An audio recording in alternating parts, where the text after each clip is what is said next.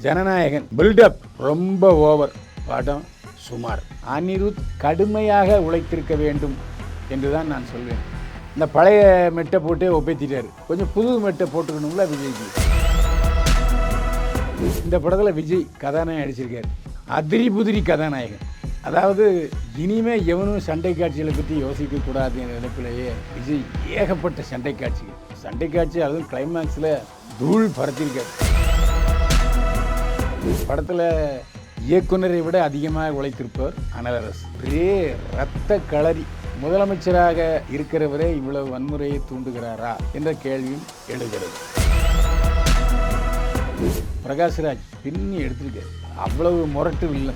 ஆனால் அவரை மிஞ்சிட்டாரு பாபி தியோல். தேங்கப்பா, அவருடைய முகத்தில் நாம் பயத்தை பார்க்கவே முடியல. பூஜா கிடையாது, அப்படி சும்மா ஒரு கதாநாயகி வேணுமேங்கிறதுக்காக வெள்ளஞ்சொல்லியும் வந்துட்டு போகுது. மம்தா பைஜு தான் அந்த புன்னகை அரசி மாதிரி நடிப்பில் மம்தா பைஜு கொடிகட்டி பறந்துருக்கு. போர்வைக்கால அட்டகாச ஆடியோ ஆஃபர் ஸ்டார்ட் ஆகிருச்சு. போர்வைக்கால பொருட்கள் வாங்கி 1 கோடி மதிப்புள்ள கிஃப்ட்ஸ் வின் பண்ண வாய்ப்பை பெறுங்க. என்னை வாழ வைத்துக் கொண்டிருக்கும் யூடியூப் சேனல் நேயர்களுக்கு நன்றியும் வணக்கமும். கிங் 24x7 சேனல் நேயர்களே, இப்போது நான் பார்க்க போவது ஜனநாயகன். ஒரு படத்துக்கு எதிர்பார்ப்பு கூடும் பொழுது பில்டப்பும் அதிகமாகும். 7 மாத போராட்டத்திற்கு பிறகு வெளிவந்திருக்கும் படம் ஜனநாயகன். தமிழக வெற்றிக்கழக தலைவரும் தமிழகத்தின் முதலமைச்சருமான தளபதி ஜோசப் விஜய் அவர்களுடைய கடைசி படம். சென்சாரில் மாட்டிக்கிட்டு திணறிச்சு. படம் வருமா வராதா அவ்வளோதானா என்று தோன்றியது. அது இல்லாமல் ஒரு 2 மாதத்துக்கு முன்னால் இணையதளத்திலும் இந்த படம் வெளியாகிடுச்சு. அதை தொடர்ந்து அந்த படத்தில் பணியாற்றிய 2 எடிட்டர்கள் இப்பொழுது கைது செய்யப்பட்டு காவலில் இருக்கிறார்கள். இந்த படத்தை நேற்று முதல்வர் விஜய் அடையாறில் உள்ள தாகூர் தியேட்டரில் பார்த்தார். இன்றைக்கு அவர் கோட்டைக்கு வரவில்லை. பதவியேற்ற நாளிலிருந்து இதுவரை ஞாயிற்றுக்கிழமை தவிர, அரசு விடுமுறை நாள் தவிர மற்ற எல்லா நாட்களிலும் காலையிலேயே கோட்டைக்கு வந்துவிடும் வழக்கத்தை கொண்டிருந்தார் முதல்வர் விஜய். இன்று முதல்வர் விஜய் இதுவரை வரவில்லை. இனிமேல் வந்தால் ஆச்சரியப்படுவதற்கு இல்லை. இந்த படத்தை ரோகிணி தியேட்டரில் முதல் காட்சி த்ரிஷா அவருடைய தோழிகளுடன் வந்து படம் பார்த்தார். த்ரிஷாவை எல்லாரும் செல்ஃபி எடுக்கணும்னு போனாங்க. சிரித்து கொண்டே தியேட்டருக்குள்ளே போயிட்டார். அதுக்கப்புறம் அவருடைய தாயார், த்ரிஷாவுடைய தாயார் அவருடைய தோழியுடன் சினிமா பார்க்க வந்தார். த்ரிஷாவினுடைய தாயாரை அடையாளம் கண்டு கொண்ட ரசிகர்கள் அவருடன் செல்ஃபி எடுத்துக்கொண்டார்கள். இன்னொரு தியேட்டரில் கீர்த்தி சுரேஷ் படம் பார்க்க வந்தார்.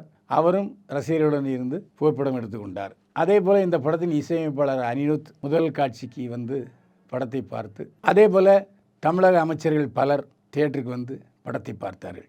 இதில் பல அமைச்சர்கள் விழுந்து விழுந்து அழுதார்கள்.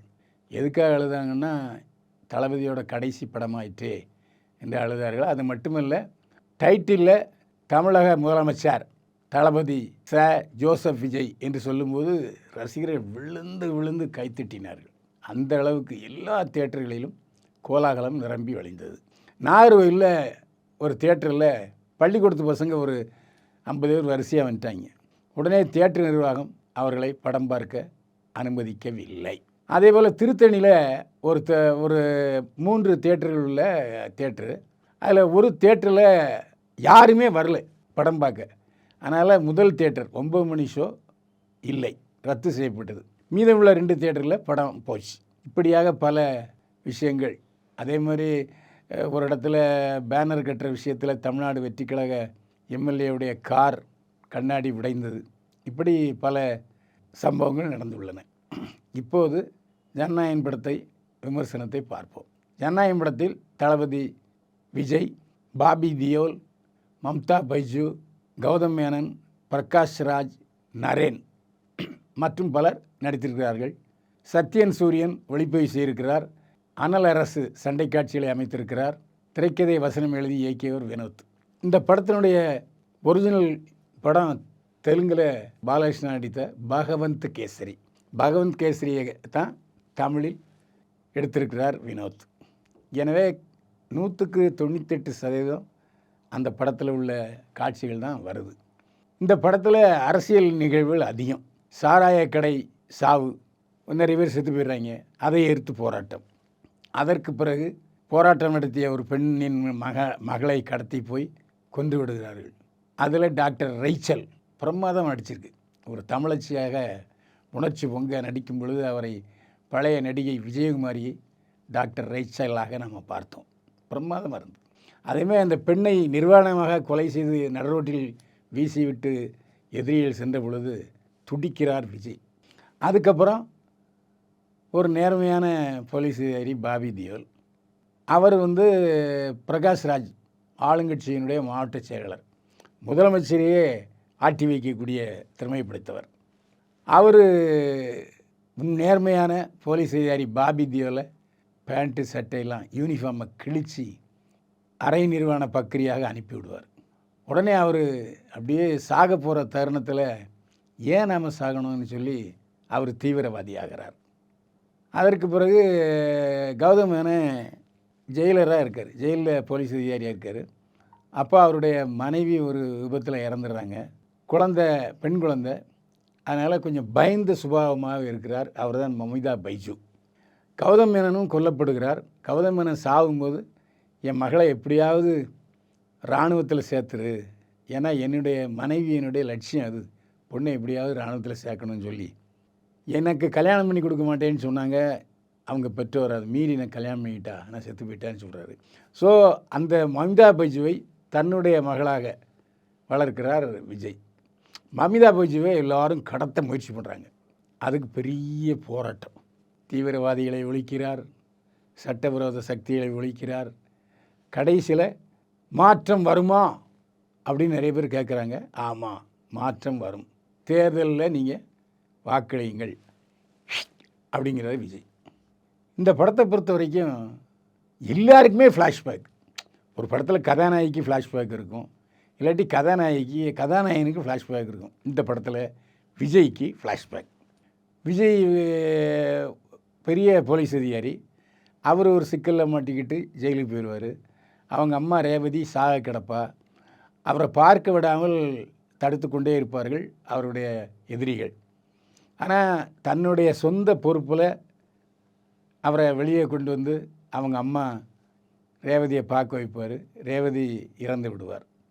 அதனால் கௌதம் மேனனுக்கு விஜய் மேலே ஒரு பெரிய அட்டாச்மெண்ட். இது விஜயோட ஃப்ளாஷ்பேக். அதுக்கப்புறம் கௌதம் மேனனுக்கு ஃப்ளாஷ்பேக். கௌதம் மேனன் எப்படி அவன் பொண்டாட்டி இறந்துச்சு, மகா ஏன் இப்படி ஆனா அப்படின்னு கௌதம் மேனனுக்கும் ஃப்ளாஷ்பேக். சரி, வில்லன் பாபி தியோல், அவருக்கும் ஃப்ளாஷ்பேக். அவரும் நேர்மையான போலீஸ் அதிகாரியாக இருக்கார். அப்புறம் அரசியல்வாதி பிரகாஷ்ராஜெல்லாம் பழிவாங்கப்படுறாருன்னா அசிங்கப்படுறாரு. உடனே அவர் மிகப்பெரிய தீவிரவாதி, அதாவது வெளிநாட்டில் பிரதமர்களெல்லாம் மாற்றுகிற மிகப்பெரிய தீவிரவாதி தலைவனாகிறார் பாபி தியோல். தமிழ்நாட்டுக்கு துப்பாக்கிகளை கடத்தி சமூக விரோத சக்திகளை உருவாக்குகிறார். அதாவது முதல்ல ஒரு இந்து கோயிலுக்கு வெடி வைக்கிறாரு.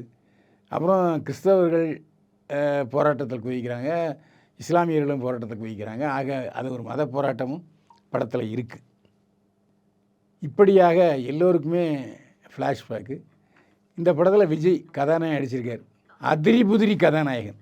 அதாவது இனிமேல் எவனும் சண்டை காட்சிகளை பற்றி யோசிக்கக்கூடாது என்ற நினைப்பிலேயே விஜய் ஏகப்பட்ட சண்டை காட்சிகள், கிட்டத்தட்ட படத்தில் 10-12 சண்டை காட்சி, அதுவும் கிளைமேக்ஸில் தூள் பறத்திருக்கார். ஒரே ரோபோ, அப்புறம் குண்டு எறிகிறது, அருவாளால் வெட்டுறார் பாருங்கள், வெட்டி சாய்க்கிறார். ஒரே ரத்தமும் சதையுமாக இருக்கிறது.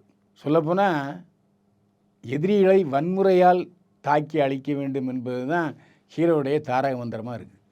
அதாவது ஜனங்களை புசுப்பி விடுற மாதிரி இருக்குது. ஒரு முதலமைச்சராக இருக்கிறவரே இவ்வளவு வன்முறையை தூண்டுகிறாரா என்ற கேள்வியும் எழுகிறது. அதனால தான் இந்த படத்துக்கு A-சர்டிஃபிகேட் கொடுத்துருக்காங்க.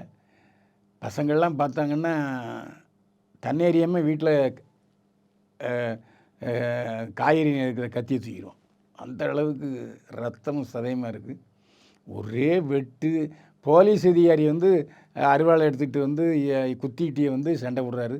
துப்பாக்கி வச்சு டுஷு டுஷு டுஷு கொஞ்சம் சுட வேண்டியதானே, இல்லை, அதுக்கப்புறம் மறுபடியும் துப்பாக்கி வச்சு விட்றாரு. இப்படியாக ஒரே இரத்த களரி சண்டை காட்சிகள்னால் அப்படி ஒரு சண்டை காட்சிகள். இந்த படத்தில் 2 கதாநாயகிகள், ஒரு பூஜா ஹெக்டே, ஒரு மம்தா பைஜு. பூஜா ஹெக்டே அப்படி சும்மா ஒரு கதாநாயகி வேணுமேங்கிறதுக்காக வெள்ளஞ்சி விளையமும் ஒருத்தி வந்துட்டு போகுது. ஒரு லேசாக ஒரு லவ் டியூட்டும் இருக்குது. ஆனால் மம்தா பைஜு தான் அந்த புன்னகை அரசி மாதிரி பயந்தாங்கொல்லியாக பயன்படும்போதும் சரி, எதிரிகள் கடத்த போடும்போது அப்படியே வேடனிடம் சிக்கிய புறா மாதிரி தத்தளிக்கும் போது நடிப்பில் மம்தா பைஜு கொடிகட்டி பறந்திருக்கிறார். விஜயுடைய தங்கையாகவே, விஜயுடைய பெண்ணாகவே வாழ்ந்திருக்கிறார். சித்தா சித்தான்னு கூப்பிடுறாரு. அதாவது சித்தப்பாவை சித்தா அப்படின்னு கூப்பிட்டுருக்காரு. விஜய் பிரதரை ப்ரோ ப்ரோ அப்படின்னு வரல, அந்த மாதிரி மம்தா பைஜிக்கு நடிப்பதற்கு வாய்ப்பு அதிகம். பிரகாஷ் ராஜ் வழக்கம் போலவே வில்லன், அதுவும் நெத்தியடி வில்லன். இந்த படத்தை பொறுத்த வரைக்கும் வினோத் சொல்லும்போது பிரகாஷ் ராஜ் அரசியலில் விஜய்க்கு நேர் எதிரி. விஜயை கிழின்னு கிழிச்சு போட்டார். மறுநாள் ஷூட்டிங் பிரகாஷ் ராஜுக்கும் விஜய்க்கும் பயந்துக்கிட்டே இருந்திருக்காரு இயக்குனர் வினோத். ஆனால் பிரகாஷ் ராஜ் அதெல்லாம் மறந்து அந்த அரசியல் விஷயத்தெல்லாம் கழட்டி வச்சுட்டு செல்லம் அப்படின்னு விஜய்கிட்ட கூப்பிட்டு பேசியிருக்காரு. விஜயும் பிரகாஷ் ராஜ் எப்படி நம்மளை தப்பாக பேசினாருங்கிறதே அவர் ஞாபகத்தில் வச்சு ரெண்டு பேரும் நல்லா நடித்தாங்க, தொழிலை கவனித்தாங்க. இதுதான் சினிமா. நட்பு வேறு, அரசியல் வேறு, வியாபாரம் வேறு. பிரகாஷ் ராஜ் பின்னி எடுத்திருக்காரு. அதாவது அவ்வளவு முரட்டு வில்லன். ஆனால் அவரை மிஞ்சிட்டார் பாபி தியோல். அந்த 6 பேக் வச்சுக்கிட்டு அட்டே கம்பீரமாக நடந்து வர்றது, அதே கம்பீரத்தை இழந்து குற்றுயிரும் கொலையுரமாக அந்த கால் சட்டை போட்டுட்டு ஜட்டியோடு வர்றது, அதுக்கப்புறம் அவருடைய வில்லத்தனங்கள் அட்டேங்கப்பா. அவருடைய முகத்தில் நாம் பயத்தை பார்க்கவே முடியல. ஆனால் சோகத்தை பார்க்க முடிஞ்சது, பயத்தை பார்க்க முடியல. கடைசி வரைக்கும் அந்த தீவிரவாதம் துப்பாக்கிகளை கொடுத்து எல்லா ஊர்லேயும் அந்த மதக்கலவரத்தை உருவாக்குறதெல்லாம் பெரிய வில்லன். படத்தில் எல்லா விஷயங்களும் இருக்குது. நாட்டில் நடக்கிற விஷயங்களை எதையும் சொல்லாமல் விடலை. நிறைய விஷயங்கள், அரசியல் விஷயங்களை சொல்லியிருக்காரு. அதேமாதிரி சொல்கிறார், மாற்றம் தேர்தலில் மட்டுமே வரும் அப்படின்னு சொல்லியிருக்காரு விஜய். இந்த படத்தில் சண்டை காட்சிகளுக்கு உயிர் ஊட்டி இருப்பவர் அனல் அரசு. இந்த படத்தில் இயக்குனரை விட அதிகமாக உழைத்திருப்பவர் அனல் அரசு. அனல் அரசுவையும் சண்டை காட்சியில் நடித்த நடிகர்களையும் கண்டிப்பாக பாராட்டி ஆகணும். அனிருத்து பழைய விஜய் படத்தில் வந்த பாட்டையே அதே மெட்டை போட்டு உசுப்பேற்றிருக்காரு. ஒரே சண்டை காட்சிகளில் கூட பாட்டு தான். பின்னணி இசை அந்த சண்டை காட்சிகளை ஏற்ப தூக்கலாக இருந்தது. அனிருத் கடுமையாக உழைத்திருக்க வேண்டும் என்று தான் நான் சொல்வேன். அந்த பழைய மெட்டை போட்டே ஒப்பேற்றிட்டார். கொஞ்சம் புது மெட்டை போட்டுக்கணும்ல விஜய்க்கு, அது அல்ல. கடைசிலையும் ஒரு ட்ரெயினில் ஒரு பாட்டு வருது, அது சுமாரத்தான் இருந்துச்சு. எனவே அனிருத்து வாங்கிய சம்பளத்துக்கு உழைக்கவில்லை என்று தான் தோன்றுகிறது. இயக்குனர் வினோத் அப்படியே ஈயடிச்சாங்காப்பி பகவந்த் கேசரியை அடிச்சிருக்காரு. அவருடைய சொந்த மூளையை பயன்படுத்தி விறுவிறுப்பான படத்தை கொடுத்துருக்க வேண்டும். திரைக்கதையில் விறுவிறுப்பு ஏற்படுத்தியிருக்க வேண்டும். திரைக்கதையில் விறுவிறுப்பு ஏற்படுத்தாதது வினோத்துடைய குறை, தவறு என்றே நான் சொல்வேன். இந்த படத்தில் நரேன் மற்றும் சில நடிகர்கள் நன்றாக நடித்திருக்கிறார்கள். என்றாலும் ஒரு விஷயம் என்னென்னா, ஏற்கனவே படத்தில் பார்த்த மாதிரியான காட்சிகள் ரிப்பீட்டடாக வருது. அதனால் படம் கொஞ்சம் பெரிய அளவுக்கு பரபரப்பாகவோ விறுவிறுப்பாகவோ இல்லை. ஒரு ஆக்ஷன் ஸ்டோரிங்கிறது சும்மா நாற்காலி நுனியில் உட்காந்துக்கிட்டு பரபரன்னு பார்க்க வேண்டிய கட்டத்தில் டைரக்டர் இயக்கியிருக்கணும். வினோத் அப்படி இயக்கலை. இவரோட படத்தை பகவந்த் கேசரியே அப்படி தான் இருந்துச்சா என்னமோ நமக்கு தெரியல. படம் கொஞ்சம் சுமாரத்தான் இருக்குது. மொத்தத்தில் என்னையா சொல்ல வரேன்னு நீங்கள் கேட்குறீங்க. ஒரே வரியில் சொல்கிறேன், ஜனநாயகன் பில்டப் ரொம்ப ஓவர், படம் சுமார். மீண்டும் சந்திப்போம். வாழ்க வளமுடன். போர்வைக்கால அட்டகாச ஆடியோ ஆஃபர் ஸ்டார்ட் ஆகிருச்சு. போர்வைக்கால பொருட்கள் வாங்கி 1 கோடி மதிப்புள்ள கிஃப்ட்ஸ் வின் பண்ண வாய்ப்பை பெறுங்க.